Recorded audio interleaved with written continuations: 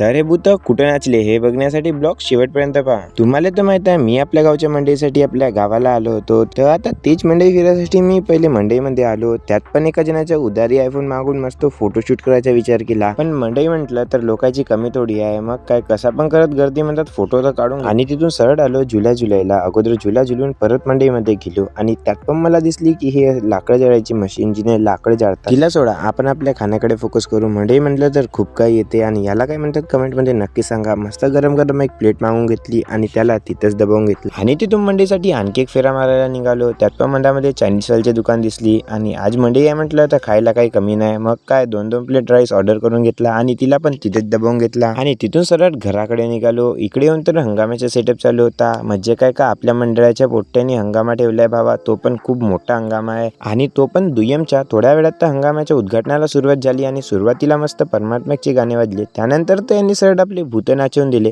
भूत बघता बघता थकलो तर मग यांनी अगोरी बोलून त्यांना परत वापस बघवून दिला। तर चला मग आजसाठी एवढेच, बाकी भेटूया पुढच्या व्हिडिओमध्ये। आता आम्ही हंगामा बघतो, जोपर्यंत आम्ही हंगामा बघतो तोपर्यंत तुम्ही फॉलोचं बटन दाबून घ्या।